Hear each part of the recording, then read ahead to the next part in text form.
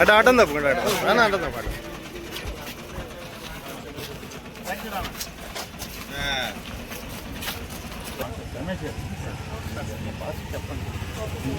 అడుగు నా గురించి ఇద్దరు మాకు చూసి వస్తారు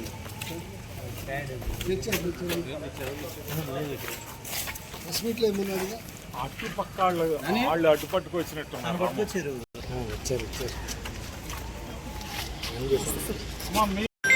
పేరు రాయాలా పేరు కలిపేరు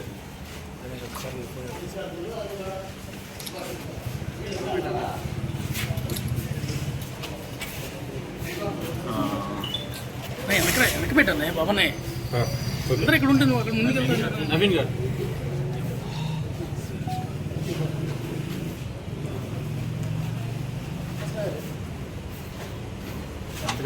పెట్టేసేద్దాం డేట్ కొట్టేసాం 37 తారీఖున కొట్టాం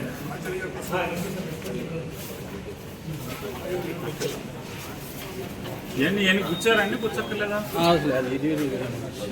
దీనికి ఏదా పెన్ డ్రైవ్ వెంటతో పాటు దీనికి ఇవ్వమన్నారు చేతికి ఏం చేతికి దీన్ని ఎక్కలేదా పెన్ డ్రైవ్ జేబులో ఉందా ఇందాక ఇచ్చాను సార్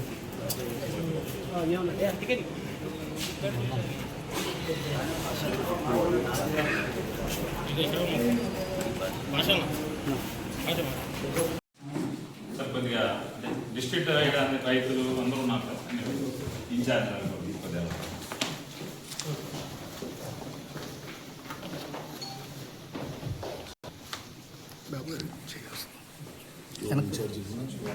ఆవిడ కూడా ఉన్నారు మహిళా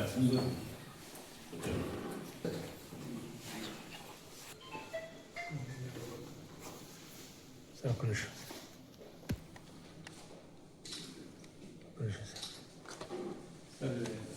దీంట్లోనే మేము రాసిన దాంట్లో మెన్షన్ చేసిన దాంట్లో వీడియో ఇది ఉంది సార్ దాన్ని కూడా సారీ బిఎస్సిలో జరిగిన అవతావకం కృష్ణా జిల్లా కృష్ణా డెల్టా రైతులకు ఓకే సార్ దీని మీద నేను మాట్లాడాను వెళ్ళాను సార్ రైతులేమో సోయింగ్ చేస్తారు చాలా చోట్ల కొన్ని చోట్ల డైరెక్ట్ సోయింగ్ ఉంటుంది అంతా కూడా చాలా ఒక 10 ఏళ్ళ నుంచి కృష్ణా డెల్టాలో ఒక సాంప్రదాయం ఏమొచ్చేసిందంటే ఏదో ఎద పద్ధతి అంటున్నాను ఎద పద్ధతి మీద ఎద జల్లేసారు గవర్నమెంట్ నుంచి వివిధ హోదాల్లో రిప్రజెంట్ చేస్తున్నటువంటి మినిస్టర్లు కానీ లేదా ఎమ్మెల్యేలు కానీ మినిస్టర్ గారు వాళ్ళు ఏం చెప్తారంటే ఎల్నినో కొత్తగా వచ్చిందండి ఎల్నినో ఫోర్కాస్ట్ అనేది జనవరి ఫిబ్రవరి నుంచే ఎల్నినో రాబోతుంది అనేది జనరల్ ఫోర్కాస్ట్ అంటే అందరికి ఒక మాదిరిగా అవగాహన అందరూ ప్రతి ఒక్కరికి ఫోను ఇవన్నీ అవగాహన వచ్చేసినాయి కాబట్టి ఇంటర్నెట్ ఇవన్నీ వచ్చేసినాయి కాబట్టి ఎల్నినో వస్తుంది అంటే ఆ ప్రభావం కనపడుతుంది అనేది అన్ని చోట్ల ఉంది దానివల్ల డ్రై స్పెల్ ఉండదు సార్ సాగులో డ్రై స్పెల్ అనేది ఎవ్రీ 5 yearsకో 6 yearsకో సైకిల్లో వస్తూ ఉంటుంది సార్ ఎల్లి వేరే వాళ్ళ ఇంగ్లీష్ పదాలు వచ్చి ఎల్నినో అని ఇంకోటి పేరు పెట్టచ్చు కానీ డ్రై స్పెల్ 2002లో 2 and 3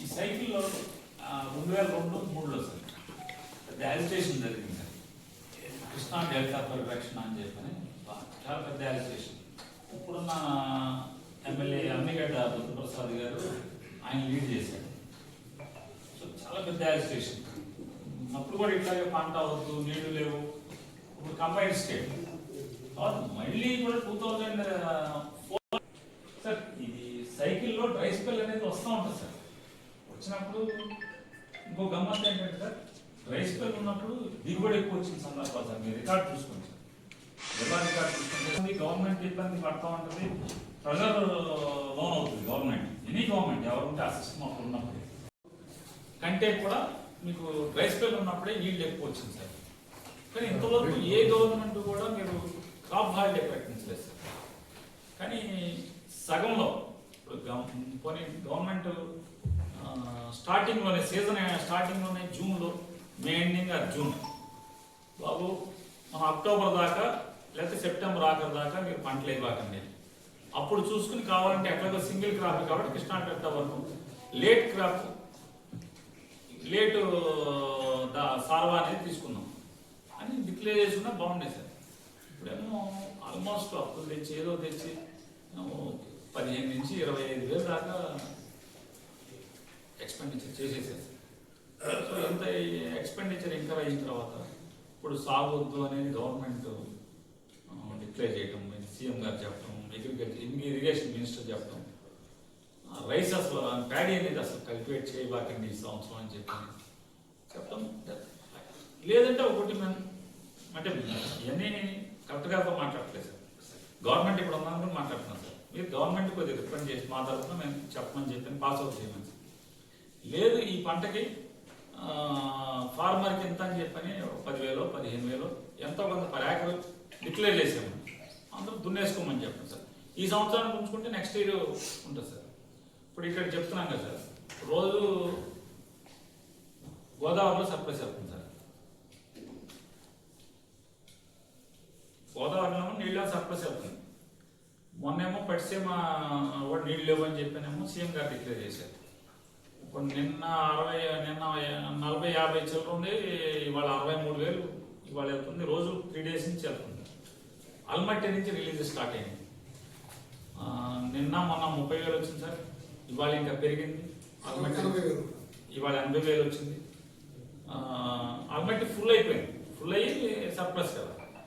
జోరాలను నారాయణపూర్ చిన్న చిన్న డ్యామ్స్ మేబీ అంతా 8-9 లెస్ దాన్ 10 TMC ఒకటి. శ్రీశైలానికి వచ్చేస్తాయి 29 TMC పులిచింతలో ఉంది నీళ్ళు. పొలాలు ఇలా చచ్చిపోతే మళ్ళీ ఇతరాలు వేసుకోవాలంటే రైతుకి చాలా ఇబ్బందికరమైన పరిస్థితి. దీనికి ఏంటంటే పట్టిసీమకు మ్యాచింగ్ 20 మోటార్లు వేశారు. పట్టిసీమ 20 మోటార్లు వచ్చే దాంట్లో దారిలో అంటే ఆదిరైపోయిన 7,800 అక్కడ లిఫ్ట్ చేస్తున్నాను. ఒక 5,000 చిల్లర ప్రకాశం బ్యారేజీకి చేస్తున్నాను. పులిచింతల నుంచి కూడా 4,000 కనుక కలుపుకుంటే 9,000 చిల్లర 9,500 క్యూసెక్ రోజు ఇస్తే పొలాలు చచ్చిపోకుండా బతుకుతుంది సార్. ఇది రైన్ఫాల్ ఉంది సార్. దురదృష్టం ఏంటంటే అది మేజర్గా పడిందంతా కూడా అజెన్సీలో అవుతుంది. ఆ పడిన వర్షం కొంచెం యువతలకు కొంచెం ఆ పక్కకి మారుంటే మనకు వచ్చేది. నీళ్ళు అనేది ఎట్లా ఆల్మట్టిలో ఆల్రెడీ ఇండికేషన్ వచ్చింది. ఆల్మట్టి నుంచి సర్ప్లస్ అవుతుంది, జరుగుతుంది. ఇప్పుడు మ్యాటర్ ఆఫ్ డేస్ ఆ నీళ్ళు ఇక్కడికి సర్ప్లస్ కింద చేరతాయి. రేపు సముద్రంలో నీళ్ళు వదలాల్సిన పరిస్థితి వస్తుంది కృష్ణా డెల్టాలో. ఇది కృష్ణా ప్రకాశం బ్యారేజ్. అప్పుడు ఎవడేడవాలి సార్?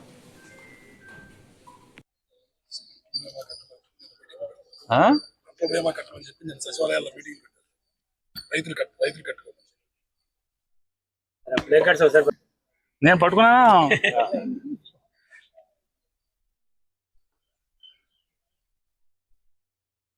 సరే భయపడడం అనుకో, చెప్తున్నా ఊరికే మళ్ళీ వాయిదాలకి వెళ్తా.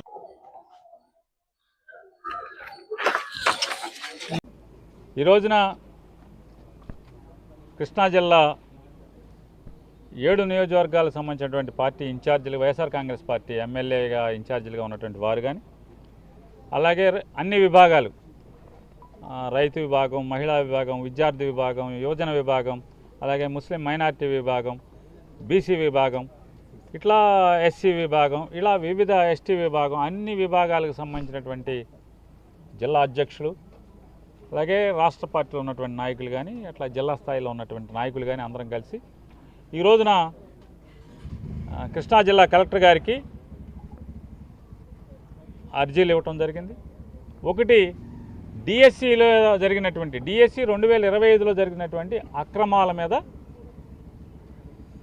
ఏమేం తప్పులు జరిగినాయి, దాని మీద సిబిఐ విచారణ చేయించాలి ప్రభుత్వం. దోషుల్ని లేదా దొడ్డి మార్గంలో డబ్బులతో లేదా రాజకీయ ఉద్యోగాలు పొందినటువంటి ఎవరెవరైతే ఉన్నారో 16,000 మంది మేము దొంగలని చెప్పట్లేదు. టీచర్ ఉద్యోగాలు పొందిన వాళ్ళందరూ నిజమైన నిజాయితీతో చదువుకున్నటువంటి టీచర్లతో పాటు దొంగలు కూడా దూరారు, దొంగ టీచర్లు కూడా వచ్చారు.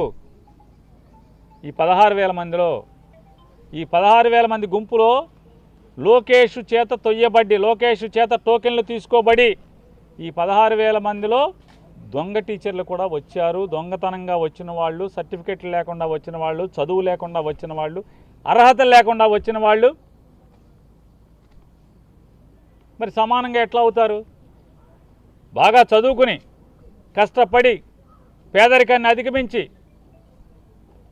ప్రతికూల పరిస్థితులను అధిగమించి డిగ్రీలు చదివి, బీఈడీలు చదివి, లేదా టీచర్ ట్రైనింగ్ కోర్సులు చదివి, మెరిట్లో చదివి కష్టపడి ఎన్నో సంవత్సరాల తరబడి తరఫీదు పొంది నిరంతరం అన్నం తిన్నారో లేదో కానీ ఇదే పని మీద చదివి బాగా రాసి నిజాయితీగా టీచర్ ఉద్యోగాలు పొందిన వాళ్ళ గురించి వైఎస్ఆర్ కాంగ్రెస్ పార్టీకి ఎటువంటి చింత లేదు, ఎటువంటి బాధ లేదు. కానీ ఈ కష్టపడి చదివి ఉద్యోగాల్లోకి వచ్చినటువంటి అర్హత గల టీచర్లతో పాటుగా అర్హత లేని దొంగ టీచర్లు లోకేష్ నాయకత్వంలో, లోకేష్ చేత రికమెండ్ చేయబడి వచ్చారనేదే డబ్బుతోనో లేదా పార్టీ ముద్ర మీదో, పార్టీ పచ్చబిళ్ళ ఉన్నోళ్ళు లోపలికి వచ్చారు అనేది వైఎస్ఆర్ కాంగ్రెస్ పార్టీ యొక్క ఆధారాలతో కూడినటువంటి అనేక సందేహాలని ప్రజల తరపున ప్రభుత్వాన్ని ప్రశ్నించడం జరిగింది. వర్టికల్ హారిజాంటల్ రిజర్వేషన్ అని చెప్పి రకరకాల పేర్లతో అనేక దొంగతనాలు చేశారు. స్పోర్ట్స్ కోటా పేరుతో అయితే లూటీ చేశారు. ఇవాళ నిజాయితీగా సమాధానం చెప్పేవాళ్ళు లేడు ఈ ప్రభుత్వంలో. ఎవడన్నా పేపర్ ఇచ్చేవాడు, పరీక్ష చేసేవాడు ఇంతవరకు ఆంధ్రప్రదేశ్ రాష్ట్ర చరిత్రలో ఎవరు లేరు. రెండూ ఒకడే. పేపర్ తయారు చేసేవాడు అతనే, అంటే అదే వ్యవస్థ, పరీక్ష పెట్టేది అదే వ్యవస్థ. అంటే పేపర్ తయారు చేసేటువంటి ఆఫీసులో ఉన్న వాళ్ళందరూ కూడా పరీక్షల్లో ఉంటారు. ఎంత దుర్మార్గం అంటే ఈ ప్రభుత్వం కాంట్రాక్ట్ బేసిస్లో పనిచేసేటువంటి అకౌంటబిలిటీ లేనటువంటి, బాధ్యత లేనటువంటి ఉద్యోగస్తుల చేత ఈ ప్రక్రియ అంతా నడిపించడం వల్ల ఇవాళ అనేక అనుమానాలు, అనేక ఆధారాలు డిఎస్సి పేపర్ లీక్ అయిందంటాకి కృష్ణా జిల్లాలో ఒక అబ్బాయి నవీన్ అని చెప్పిన ఒక అబ్బాయి ఉన్నాడని చెప్తున్నారు. ఆ అబ్బాయి ఎస్సీఆర్టీలో పనిచేస్తున్నాడు కాంట్రాక్ట్ ఎంప్లాయీగా. పేపర్ తయారు చేసే దాంట్లో అతను ఆ అప్లోడ్ చేసడంలో కానీ లేదా డిజిటలైజేషన్లో కానీ కంప్యూటరైజేషన్ ప్రక్రియలో మొత్తం అతను ఉన్నాడు అని చెప్తున్నారు. అతనికి కృష్ణా జిల్లాలో టాపర్ కింద వచ్చాడు సోషల్ స్టడీస్లో. అలాగే లాంగ్వేజెస్లో జోన్ 2లో 6th ర్యాంకర్గా వచ్చాడు. జిల్లా కలెక్టర్ ఆఫీసులో, ఎందుకంటే డిఎస్సి అంటే జిల్లా సెలక్షన్ డిస్ట్రిక్ట్ సెలక్షన్ కమిటీ. ఈ డిస్ట్రిక్ట్ సెలక్షన్ కమిటీలో సాంప్రదాయంగా ఎప్పుడూ కూడా జిల్లా కలెక్టరేట్లోనే ఈ టీచర్ల మెరిట్ లిస్టు కడతారు. కానీ ఎందుకు కట్టలేదు ఈసారి 2025లో? కేవలం ఆన్లైన్లోనే ఎందుకు పెట్టారు? మరి ఆన్లైన్లో ఫస్ట్ మెరిట్ లిస్టులో నవీన్ అనే కుర్రోడికి ఏదైతే ఎస్సీఆర్టీలో పేపర్ తయారు చేసి పేపర్ మార్కులు అప్లోడ్ చేసిన దాంట్లో పనిచేశాడో ఆ కుర్రోడు జిల్లా టాపర్గా వచ్చారని చెప్పి ఆన్లైన్లో ఫస్ట్ లిస్టులో మెరిట్ లిస్టులో పెట్టి రెండో లిస్టులో తెల్లారేపటికి రెండో రోజుకో దాన్ని తీసేసి ఎందుకు కొత్త లిస్ట్ వచ్చింది? దాంట్లో 2వ ర్యాంకర్ ఉన్నాడు ఫస్ట్ ర్యాంకులోకి ఎందుకు వచ్చాడు? అంటే తప్పు జరిగిందనే కదా. అంటే తప్పులు కప్పెట్టి మీరు ఎలా దాని మీద ఎంక్వైరీ ఏది? ఇప్పుడు నవీన్ అనేవాడు కోర్టుకు వేసాడు కదా, మరి కోర్టుకు సమాధానం చెప్పకుండా నవీన్ అనే అతను దొంగని ఇప్పుడు నిరూపించారా? నిరూపించకుండా వాయిదాల మీద వాయిదాలు వేసుకుంటూ వెళ్తున్నారు కదా. ఎందుకని? ఇలా అనేక తప్పుడు పనులు, దుర్మార్గాలు చేశారు. డిఎస్సిలో మీకు ఉద్యోగం ఇప్పిస్తామని ప్రభుత్వ లోగోతో 3 సింహాల యాంబ్లంతో ఫోన్ మెయింటైన్ చేస్తున్నటువంటి ఒక ఫోన్ నెంబర్తో సహా ఉన్న అతను ఒక వ్యక్తి ఒక టీచర్ పరీక్ష రాస్తున్నటువంటి ఒక అమ్మాయి కుటుంబ సభ్యుడికి అమ్మాయికి ఫోన్ చేసి నీకు 15 లక్షల రూపాయలు ఇస్తే ఉద్యోగం సరాసరి వస్తుంది అని చెప్పి మాట్లాడాడు. మరి దాని మీద కేసు తూతు మంత్రం కేసా? తోతాపూరి కేసా? కనీసం ఆ ఫోన్ నెంబర్ని బట్టి ముద్దాయిని పట్టుకుని కదా ట్రేస్ చేసి కదా మీరు కేసు కట్టాల్సింది. స్టేషన్ బెయిల్ ఇచ్చి పంపిస్తారా? అంటే ఎందుకని? మీ దొంగతనాలు బయటపడతాయి కాబట్టి 15 లక్షలకు టీచర్ ఉద్యోగం ఇప్పిస్తానని చెప్పని ఫోన్లో బేరం ఆడినటువంటి ఒక వ్యక్తి మరి గట్టిగా మీరు గట్టి కేసు కడితే అతను మీ పేర్లు చెప్తాడు ఎవడెవడున్నాడో దీంట్లో. కాబట్టి స్టేషన్ బెయిల్ ఇచ్చేసి పంపించేస్తారు. ఎఫ్ఐఆర్లో పేరు ఉండదు, ఛార్జ్షీట్లో పేరు ఉండదు, అనుమానితులని రాస్తారు పేరు పెట్టకుండా. ఇట్లాంటి అక్రమాలతో పాటుగా స్పోర్ట్స్ కోటా అనేది ఒక దొంగల దోపిడీ. చంద్రబాబు నాయుడు గారు ముఖ్యమంత్రి అయి ప్రమాణ స్వీకారం చేసి లోకేష్ అనే ఆయన విద్యాశాఖ మంత్రి అయ్యే వరకు ఆంధ్రప్రదేశ్ రాష్ట్రంలో అమలవుతున్నటువంటి ఉద్యోగ నియామకాల్లో జీవో నెంబర్ 74 ప్రకారం 2% నియామకాల్లో స్పోర్ట్స్ కోటా కింద ప్రభుత్వం అమలు చేస్తున్నటువంటి జీవో. కరెక్ట్గా డిఎస్సి ఇచ్చే రోజు 2025 డిఎస్సి ఇచ్చే ఏప్రిల్ 19వ తారీఖున పాత జీవో 74 రద్దు చేసి జీవో 4, జీవో 47 అని ఒకటేమో స్పోర్ట్స్ డిపార్ట్మెంట్ ఇస్తుంది ఒక జీవో నెంబర్ 4, మరొక జీవో జిఐడి ఇస్తుంది అదే రోజు జీవో నెంబర్ 47. ఈ 2 జీవోలు సారాంశం ఏంటయ్యా అంటే స్పోర్ట్స్ కోటా అనేదానికి ఏ పరీక్షలు అక్కర్లేదు, డిగ్రీ కూడా అక్కర్లా, కొన్నిటికి డిగ్రీ కూడా చదవక్కర్లా, టెట్ రాయక్కర్లా, డిఎస్సి రాయక్కర్లా, ఉద్యోగాలు ఇచ్చేస్తారు. ఇలా 400 చిల్లర ఉద్యోగాల్లో 380 ఉద్యోగాలని నియామకం చేసేశారు. 380 చిల్లర ఉద్యోగాలను నియామకం చేసేశారు. దాంట్లో స్పోర్ట్స్ కోటా కిందని చెప్పారు. ఈ సర్టిఫికెట్లు ఇచ్చేది ఎవరయ్యా అంటే మొత్తం కూడా క్రీడా సంస్థ అసోసియేషన్లు సంఘాలు ఇస్తాయి, క్రీడా సంఘాలు ఇస్తాయి. పార్టిసిపేషన్ ఈ పాల్గొన్న అన్నీ కూడా ఎవరైతే క్రీడలు నిర్వహించారో వాళ్ళు ఇస్తారు. దాంట్లో ఒక క్రీడకి లోకేష్ గారు తోడళ్ళు చైర్మన్ అధ్యక్షుడు, ఒకదానికి టీడీపీ ఎమ్మెల్యే ఒక ఆయన అధ్యక్షుడు, జూడోకి ఇంకో దేనికో సాఫ్ట్ బాల్కి దాంట్లో 38 దీంట్లో 39 టీచర్లు వచ్చేసారు. అట్టా ఎవడెవడు అందరూ దాదాపుగా తెలుగుదేశం నామినేట్ చేయబడినటువంటి తెలుగుదేశం పార్టీలో జెండాలు మోసిన వాళ్ళేమో క్రీడా సంఘాలకి అధ్యక్షులుగా ఉంటారు, వాళ్ళు సర్టిఫికెట్లు ఇస్తారంట. పోనీ ఇవన్నీ కూడా జాతీయ స్థాయిలో భారతదేశం గర్వించదగ్గరగా ఆటల్లో నైపుణ్యాన్ని సాధించారు, మెడల్ సాధించారు. టీచర్ ఉద్యోగం ఇచ్చినా తప్పులేదు, టీచర్ కాదు కలెక్టర్ ఉద్యోగం ఇచ్చినా తప్పులేదు. ఎందుకని? భారతదేశం పేరుని దేశం గర్వపడేలాగా ప్రపంచ స్థాయిలో ఆట ఆడాడు. లేదు భారతదేశ స్థాయిలో ఆంధ్ర రాష్ట్రం పేరు నిలబడేట్టుగా ఒక ఆట ఆడాడు. ఇవ్వటం తప్పేం లేదు. ఎంతోమందికి ఇస్తున్నాం కదా మనం, క్రికెట్ వాళ్ళకి ఇస్తున్నాం, చాలామందికి ఇస్తున్నాం, డిఎస్పీలు ఇస్తున్నాం, ఆర్డీఓలు ఇస్తున్నాం, అనాదిగా ఎప్పటి నుంచో వస్తుంది కదా, అది తప్పేం కాదు. కానీ ఇక్కడ ఎవడయ్యా అంటే పార్టిసిపేషన్ సర్టిఫికెట్ ఎందులో కొన్ని రాష్ట్ర స్థాయి పోటీ, జాతీయ స్థాయి పోటీ, అంతర్జాతీయ స్థాయి పోటీల్లో పార్టిసిపేషన్ కూడా కాదు. ఒక 4 కాలేజీలు కలిసి ఆటల పోటీ పెడితే ఆ 4 కాలేజీలు కలిసి పెట్టినటువంటి ఆటల పోటీలో పాల్గొన్నాడంటే పాల్గొనటువంటి ఏంటి? గ్రౌండ్లో దిగక్కర్లా, మంచి సీసా అందించిన చాలు, బయట కూర్చుని బాల్ అందించిన చాలు, పార్టిసిపేషన్ సర్టిఫికెట్ ఉంటే చాలు ఉద్యోగాలు ఇచ్చారు. నేషనల్ అవార్డు కొట్టినటువంటి గోల్డ్ మెడలోడికి ఉద్యోగంలో టీచర్ ఉద్యోగం పాల్గొన్నాడు, ఏడుస్తున్నాడు ఆయన. మరి ఈ రకమైనటువంటి పాపాలు చేసి దుర్మార్గాలు చేసి పార్టిసిపేషన్ సర్టిఫికెట్తో inter college, inter university participation సర్టిఫికెట్లతో టీచర్లు ఉద్యోగాలు ఇచ్చి ఏం చేద్దామని టెట్ కానీ ఇవాళ చంద్రబాబు నాయుడు గారు చెప్తారు 60 ఏళ్ళు వచ్చినాయి టీచర్లకి, ఇంకా 2 ఏళ్ళలో రిటైర్ అవుతాడు, ఇప్పుడు టెట్ రాయండి మీరు అంటున్నారు. చూడండి, 10వ క్లాస్ పాఠాలు చెప్తున్నారు మీరు మర్చిపోయి ఉంటారు, మళ్ళీ మీలో బాగా నైపుణ్యం కనపడాలి మాకు, కాబట్టి మీరు టెట్ రాయండి అంటున్నారు. ఏంటి 30 ఏళ్ళు, 25 ఏళ్ళు, 35 ఏళ్ళు టీచర్ ఉద్యోగం చెప్పి పాఠాలు చేసిన టీచర్లు ఇంకో 2 ఏళ్ళలో రిటైర్ అవుతారు, వాళ్ళు టెట్ రాయాలంట. కానీ లోకేష్ నాయుడు గారు ఇచ్చినటువంటి డిఎస్సిలో మాత్రం 400 చిల్లర మందికి టెట్ రాయక్కర్లా, టెట్ రాయకుండా ఉద్యోగం, టీచర్ ఉద్యోగం. డిఎస్సి పరీక్ష రాయకుండా టీచర్ ఉద్యోగం, డిగ్రీ లేకుండా టీచర్ ఉద్యోగం. ఇది కరెక్టా అని అడుగుతున్నాను. ఇన్ని పాపాలకి సిబిఐ ఎంక్వైరీ వేయాలా అక్కర్లేదా? ఢిల్లీలో యువకులు ధర్నా చేస్తే, నీట్ పరీక్ష లీక్ అయిందని చెప్పని ధర్నా చేస్తే కొంచెం బీజేపీ వాళ్ళకి తోలు పలచగా ఉన్నట్టుంది. అందుకోసం కేంద్ర విద్యాశాఖ మంత్రి రాజీనామా చేశాడు.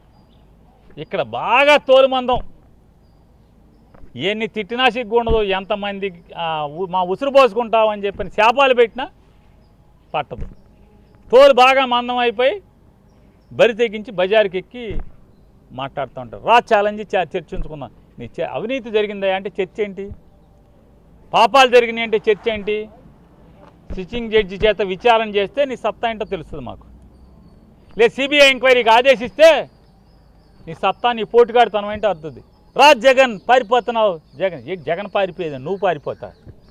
నువ్వు నిజంగా చావు ఉంటే తప్పు లేదని నీ అంతరాత్మగా చెప్తుంటే ఘోషిస్తుంటే కనుక నువ్వు సిబిఐ ఎంక్వైరీ అయ్యి, డిఎస్సి మీద మళ్ళీ వాళ్ళ హైకోర్టు స్పోర్ట్స్ కోటా మీద ఎంక్వైరీ ఆదేశించింది కదా, మరి రాజీనామా చేయి.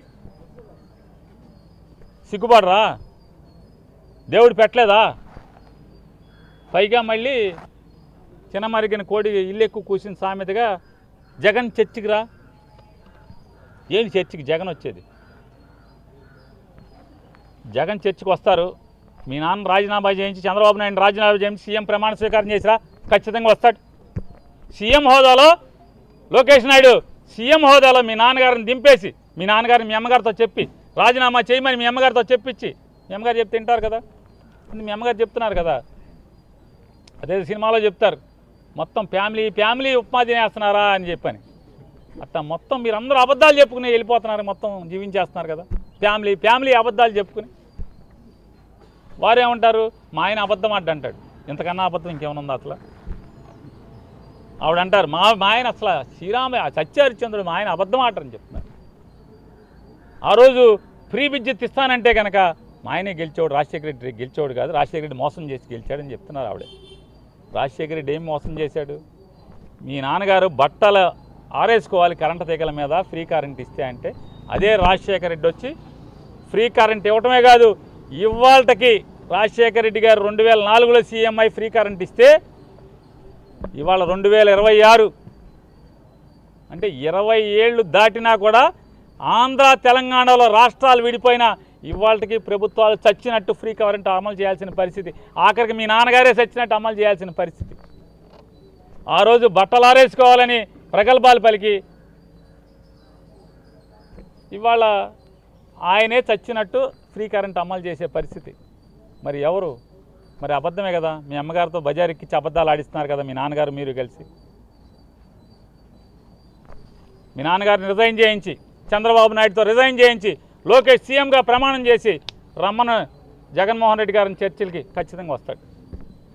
లేదా సిబిఐ ఎంక్వైరీ, నీకు తోలుమందం లేదు, తోలు పలచనైతే నీలో నిజాయితీ ఉంటే ఖచ్చితంగా సిబిఐ ఎంక్వైరీ చేయమని చెప్పని చెప్తున్నాం. ఇవన్నీ కాదు అసలు.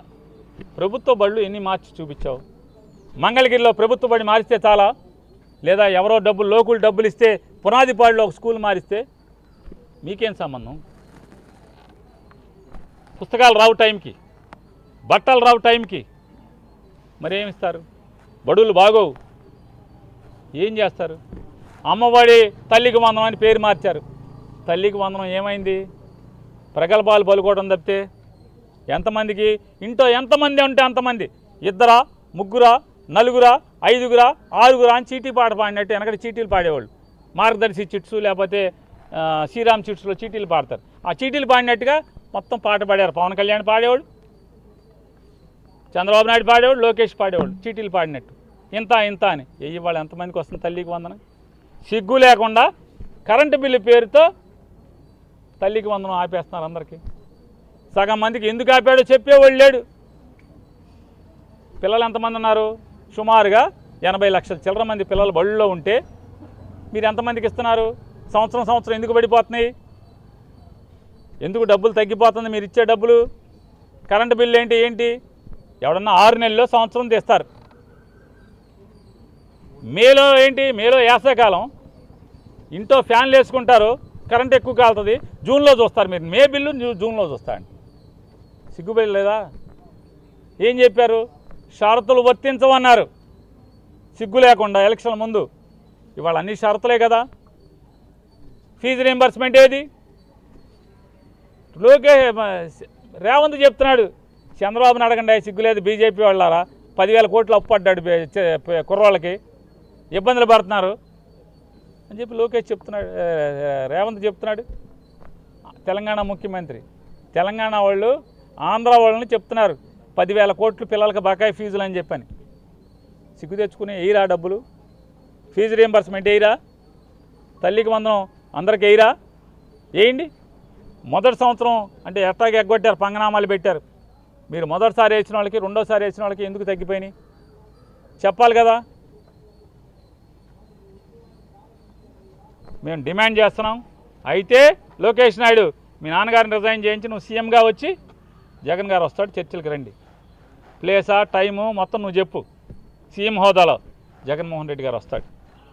లేకపోతే మూసుకుని సిబిఐకి అయ్యి సిబిఐ విచారణ చేయించు, రికమెండ్ చేయి క్యాబినెట్లో అని డిమాండ్ చేస్తూ, అలాగే ఇవాళ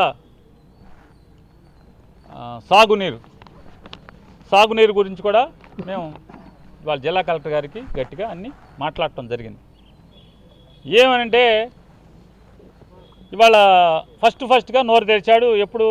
జూలై మాసంలో ఇరిగేషన్ శాఖ మంత్రులు రామానాయుడు గారు.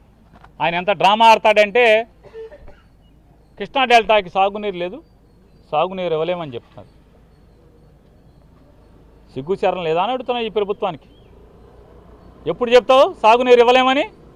కృష్ణా డెల్టాలో వరి వచ్చొద్దని ముఖ్యమంత్రి చెప్తాడు సిగ్గు లేకుండా. మీది ప్రభుత్వమేనా అని అడుగుతున్నాను. ఇవాళ చెప్తారా? మీరు మే ఆఖరిలో, జూన్ మొదటి వారంలో మీరు పంటలు ఓడ్చబాకండి, ఎకరానికి 10,000 15,000 లేకపోతే మేము 10,000 ఇస్తాం, మీరు విత్తనాలు వేయబాకండి అని కదా మీరు ప్రకటించాలి. సబ్సిడీ మీద విత్తనాలు ఇస్తున్నామని చెప్పినే అగ్రికల్చర్ శాఖ మంత్రి ఫోటోలు దిగుతాడా? వ్యవసాయ శాఖ అధికారులు ఫోటోలు దిగుతారా? యూరియాకేమో ఫోన్లో ఎక్కించుకోండి, మీరు అక్కడికి వెళ్ళండి, ఇక్కడికి వెళ్ళండి, ఆ కొట్టుకు వెళ్ళండి, ఈ కొట్టుకు వెళ్ళండి అని రైతులను కాల్చుకు తింటారా యూరియా కోసం? యాప్లో అంట ఫోన్లో దొంగ యూరియా కొట్లోడు అమ్ముకుంటున్నాడు, ఆడోడు అమ్ముకుంటున్నాడు అని చెప్పి యూరియా ఫోన్లో ఎత్తుకోమని చెప్తారా?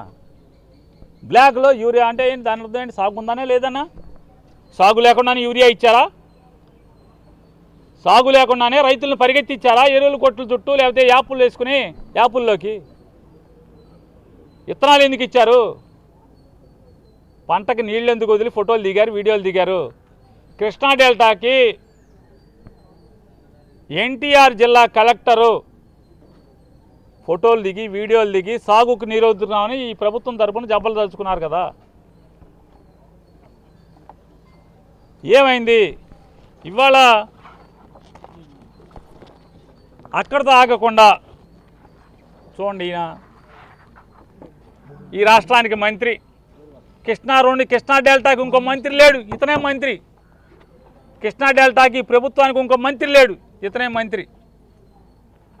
ఈ మంత్రి జూన్లో ఏరువాక పక్కనే ఇన్ఛార్జ్ కలెక్టర్ గారు, ఆయన ఏం చేస్తాడు పాపం? ఇప్పుడు వీళ్ళందరూ ఏం చేస్తారు? కలెక్టర్లు వాళ్ళు ఏం చేస్తారు? పైనోడు కూర్చోమంటే కూర్చుంటారు, నుంచోమంటే నుంచుంటారు. ముఖ్యమంత్రి నుంచోమంటే నుంచుంటారు, కూర్చోమంటే కూర్చుంటారు, అంతే కదా. ఏం చేస్తారు? జనసౌండ్ ఇల్లు కట్టారు, లంచాలు ఇవ్వలేదు, పడేయమంటే పడేశారు. కలెక్టర్ గారు ఏం చేస్తాడు? కలెక్టర్ గారు మున్సిపాలిటీకి స్పెషల్ ఆఫీసరు, కమిషనరు, ఎస్పీ గారు పోలీసు, 200-300 మంది పోలీసుని పంపించాడు. ఆయన వంతు ఆయన పంపించమన్నాడు. కుల రవీంద్ర పంపించాడు, అంతే కదా. అది పాపం ఇల్లు పడేయటువంటి సొంత ఇల్లు కదా, సొంత స్థలం కదా, పడేయటువంటి అని ఆలోచన ఉండదు పాపం, ఎందుకంటే అధికారులు కదా. ఏం చేస్తాడు? రమ్మన్నాడు కుల రవీంద్ర, తోడు రమ్మన్నాడు, ఫోటోలు దిగారు. మంత్రి సురుతున్నాడు, ఈయన ఇత్తనాలు చిమ్ముతారు. చూడండి, బొద్దాలపాలెం మచిలీపట్నం అసెంబ్లీ మండలంలోని బొద్దాలపాలెం గ్రామంలో ఈ సంవత్సరం జూన్ మాసంలో ఏరుబాగు చేశాడు కుర్రాడు. బుద్ధప్రసాద్ గారు ఏదండి? బుద్ధప్రసాద్ గారిది ఏది? ఏరుబా నీళ్ళు వదిలేరు ఏదన్నారు? నీళ్ళు వదిలేదేనా? ఇదిగోండి, బుద్ధప్రసాద్ గారు అవినిగడ్డ దివిసీమకి నీళ్ళు వదిలేరు.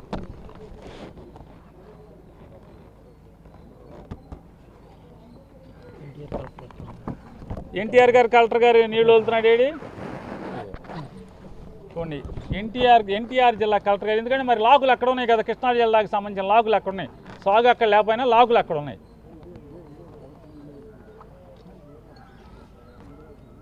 నీళ్ళు వదిలేరు. ఇది ఎక్కడిది? ఇది ఈ అవనిగడ్డలో నీళ్ళు వదిలేరు. దున్నేస్తున్నాడు ఈ రాష్ట్ర మంత్రి గారు. కృష్ణా డెల్టాలో దున్నేస్తున్నాడు, ఏరువాక మొదలెడుతున్నాడు, సాగు మొదలెడుతున్నాడు, ఏరువాక. పూజ ఏది? దేవుడికి కూడా దాన్ని పెట్టారు, పూజ ఏది? ఇంకా టైం ఉంది. ఇదేంటండి? పూజ చేస్తున్నారు, బాగా పంట పండాలని పూజ చేస్తున్నారు. అది అయిపోయింది పూజ. ఇది పూజే, విత్తనాలు చల్లుతున్నాడు. అసలు ముందు విత్తనాలకు ముందు దున్నుతున్నాడు. చూసారా కింద? చూసారా కింద?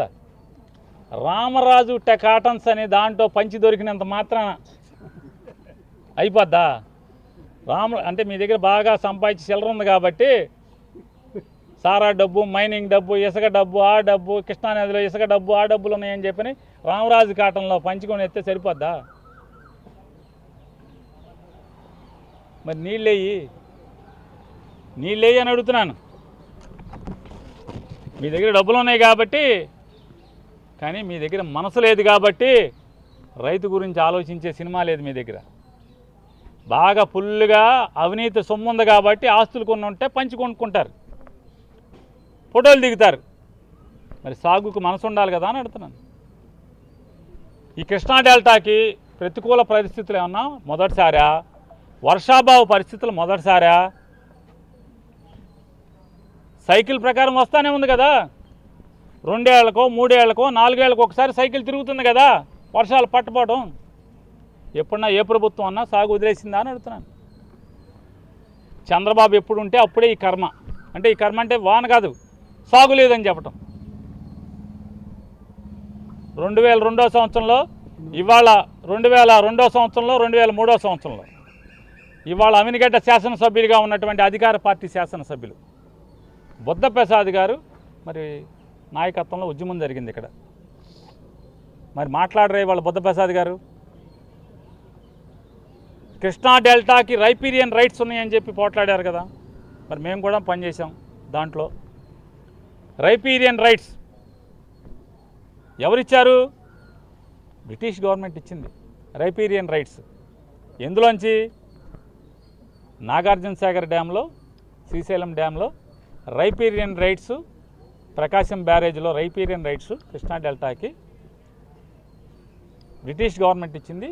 తర్వాత ప్రతి గవర్నమెంటు ఆంధ్రప్రదేశ్లో లేదా భారతదేశ ప్రభుత్వాలన్నీ కూడా కొనసాగిస్తున్నాయి. ఏది అని అడుగుతున్నాను.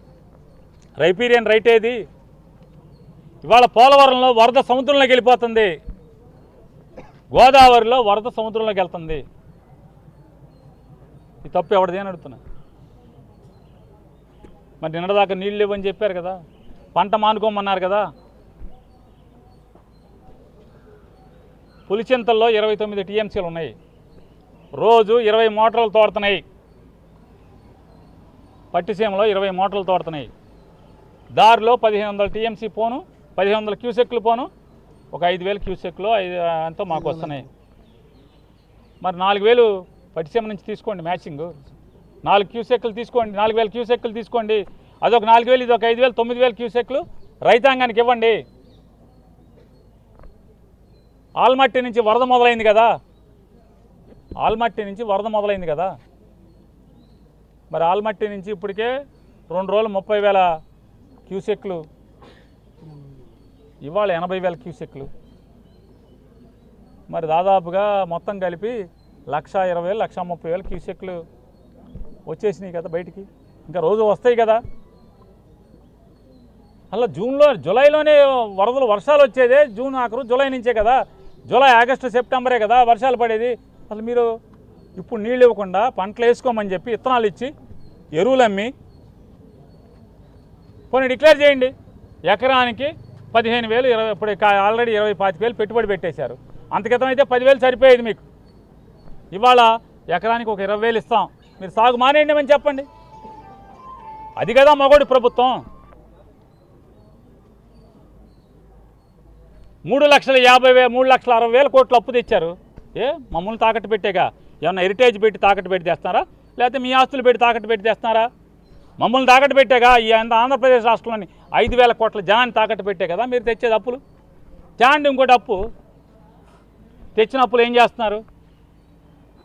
ఇవ్వండి. కృష్ణా డెల్టాలో సాగు ఆల్రెడీ పంట మొదలెడితే కనుక, ఇత్తనాలు జిమ్మేస్తే కనుక ఇదిగో ఇంత డబ్బు, ఇత్తనాలు జమ్మకుండా దుక్కి దున్నితే ఇంత డబ్బు, అసలు ఏ దుక్కి కూడా దున్నకుండా పొలం ఖాళీగా ఉంటే ఇంత ఎకరానికి ఇంత అని చెప్పి డిక్లేర్ చేయండి.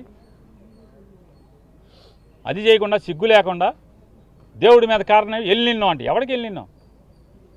ఎన్నిసార్లు ఎల్లిన్నో వచ్చినాయి ఇక్కడ?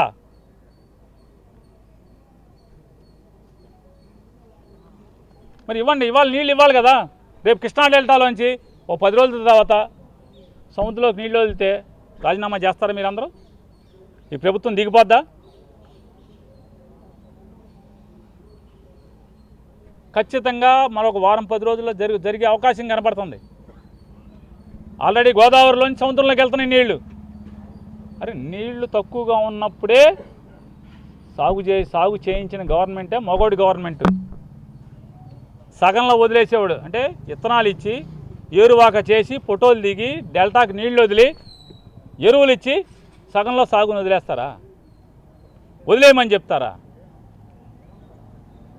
అసలు ఏ పంటను ఆదుకున్నారు మీరు? వరి పంటను ఆదుకున్నారా? మొక్కజొన్న ఆదుకున్నారా? పొగాకును ఆదుకున్నారా? దేన్ని ఆదుకున్నారు? ఫలానా పంటను ఆదుకున్నామని చెప్పండి మీ ఇష్టం. మినువులా, పెసరా, కందులా, దేన్ని ఆదుకున్నారు మీరు? గాలికి వదిలేయటమే కదా. ఇది గాలి ప్రభుత్వం కదా. ఇది చంద్రబాబు నాయుడుది ఈ గాలి ప్రభుత్వం కాదని అడుగుతున్నాం. ప్రజల్ని గాలికి వదిలేసిన గాలి ప్రభుత్వం కాదా? మీ సంపాదన మీరు దోచుకోవడం తప్పితే, ఏముంది? ఇవాళ మొన్న ఏం చెప్పావు? 2 రోజుల క్రితం నారా చంద్రబాబు నాయుడు గారు చెప్పాడు, ఏం చేస్తాం పోలవరంలో నీళ్ళు లెవెల్ తగ్గిపోయింది, పట్టిసీమలో నీళ్లు దోడలేం, 18 మీటర్లు ఉంది ఇవాళ. నువ్వు ఎలా కాపాడాలో చూడాలి కదా. 2023లో లేదా? 23-24 సంవత్సరంలో ఇదే స్థితి లేదా? అయినా జగన్మోహన్ రెడ్డి గారు సాగు ఆపాడా? ప్రతి పంటనే బతికిచ్చాడు.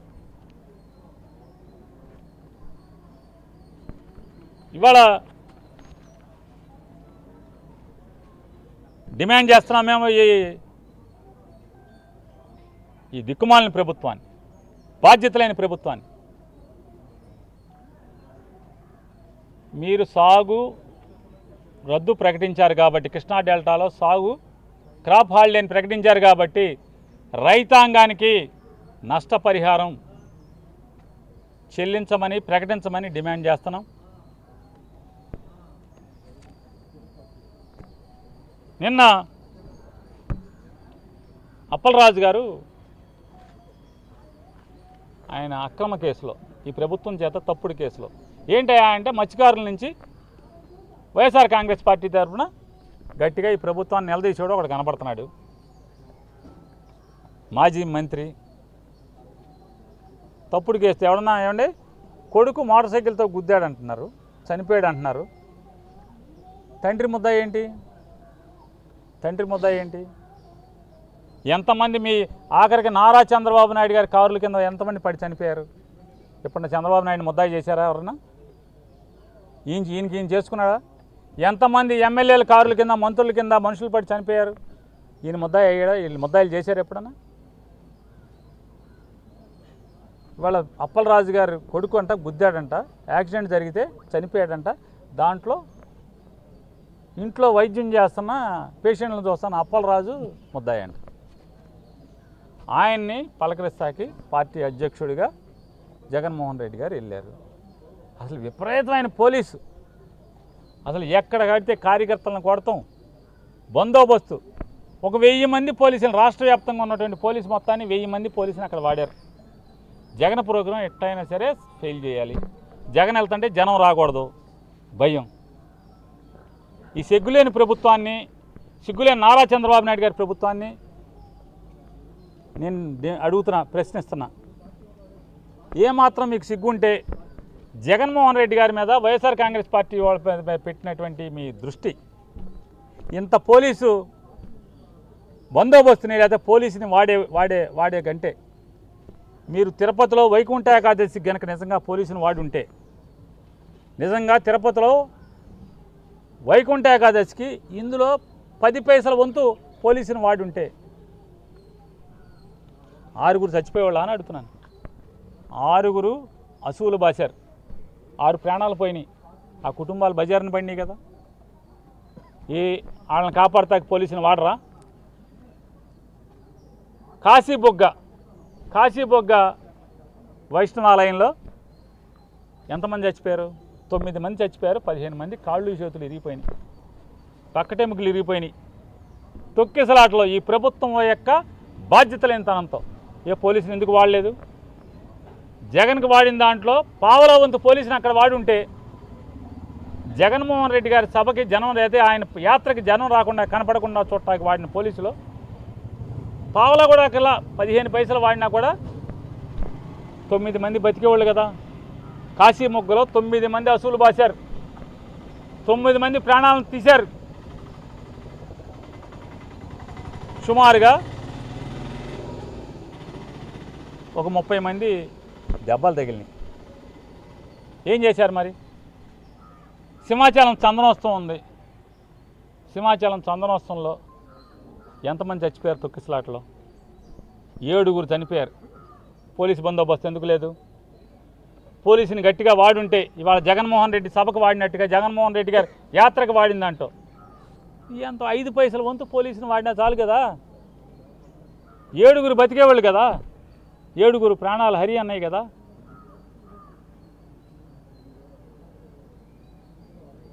నిన్న గిరి ప్రదక్షిణ జరిగింది మన వైజాగ్లో, సింహాచలం గిరి ప్రదక్షిణ 5 గంటల పాటు విశాఖపట్నం నగరం మొత్తం అల్లాడింది కదా. జనమంతా కూడా ఇన్ని లక్షల మంది అల్లాడింది కదా. మొత్తం ప్రజలందరూ కూడా తాగుతాకి గుక్కి నీళ్ళు లేక పసిపిల్లలు అల్లాడారు. మరి పోలీసు వ్యవస్థని వాడరా? ఇందులో సగం మంది పోలీసుని జగన్మోహన్ రెడ్డి గారికి వాడిందంటే సగం మంది పోలీసుని వాడి ఉంటే ప్రశాంతంగా ఉండేది కదా వైజాగ్. గిరి ప్రదక్షిణ ఎంత ఆహ్లాదకరంగా జరిగేది. ప్రాణాలు పైనే పోయి చచ్చిపోయామనుకుని జనం పరిగెత్తారు కదా. ఇంకా ఈ ప్రభుత్వం ఎంత గాలి ప్రభుత్వం అంటే వైఎస్ఆర్ కాంగ్రెస్ పార్టీ వాళ్ళని వేధించుకు తింటాకి, జైళ్ళల్లో వేయటాకి, కొడతాకి, తంతాకి తప్పితే అక్రమ కేసులు కడతాకి జగన్మోహన్ రెడ్డి గారి దగ్గర జనం కనపడకుండా కొట్టాలి, తన్నాలి, తోలాలి, తరిమేయాలని తప్పితే ఎంత కంట్రోల్ ఈ గాలి ప్రభుత్వం ఎందుకంటున్నానంటే ఎంత కంట్రోల్ తప్పిందంటే, సింహాచలం గిరి ప్రదక్షిణ రచ్చరచ్చయి 5 గంటల పాటు జనజీవితం స్తంభించి అల్లాడిపోతే రాష్ట్ర DGP, intelligence DGP, Vizag CP ముగ్గురు బజార్ని బట్టి తిట్టుకుంటున్నారు. నువ్వేదవంటే నువ్వేదవని. మరి గాలి ప్రభుత్వానికి ఏమనాలి? ఈ రాష్ట్ర డీజీపీ, ఈ రాష్ట్ర ఇంటెలిజెన్స్ డీజీపీ, వైజాగ్ సిపి ముగ్గురు బజార్ని బట్టి తిట్టుకుంటున్నారు. నువ్వు సన్నాసి అంటే నువ్వు సన్నాసి, నువ్వేదవు అంటే నువ్వేదవు. అంటే ఇదే భాష కాకపోవచ్చు, వాళ్ళు ఇంగ్లీష్లో మాట్లాడుకుంటారు. నాకు ఇంగ్లీష్ రాదు కాబట్టి కొంచెం అటు ఇటుగా చేసి దాని భావాన్ని చెప్తున్నా. మీ గాలి ప్రభుత్వం ఈ స్థాయిలో ఉంది. 2 ఏళ్ళు ఇంకా అవ్వకముందే మొన్నటికి ఇవాళ 2 ఏళ్ళు పూర్తయి 3వ సంవత్సరం మొదలైంది. ఈ కర్మ ఏ రాజకీయ పార్టీకైనా రావచ్చు అని ఎవరిని కోరుకుంటారా? పోండ్రా బాబు అని జనం అల్లాడుతున్నారు, పూజలు చేస్తున్నారు, దండాలు ఎడుతున్నారు, దేవుళ్ళకి మొక్కుతున్నారు. ఆషాఢ మాసం శ్రావణ మాసంలో అమ్మవారి జాతరలన్నీ జరుగుతాయి ఆంధ్రాలో. జాతరలో మొక్కున్నారు, అమ్మ తొందరగా ఈ ప్రభుత్వాన్ని, చంద్రబాబు ప్రభుత్వాన్ని పొమ్మని చెప్పమ్మా, నీకు గొరిపోతుని ఇస్తాం, కోళ్ళని ఇస్తాం, మేకలను ఇస్తాం అని చెప్పి దండాలు పెట్టుకుంటున్నారు. నిజంగా మీకు సిగ్గుంటే మేము చెప్పిన అన్నిటి మీద డిఎస్సి మీద సిబిఐ విచారణ చేయించండి. బుద్ధి తెచ్చుకుని పోలీసుని ఎక్కడ వాడాలో అందుకు వాడండి. ఈ రాష్ట్ర ప్రజల్ని ప్రాణాలను కాపాడమని చెప్పని డిమాండ్ చేస్తున్నాం.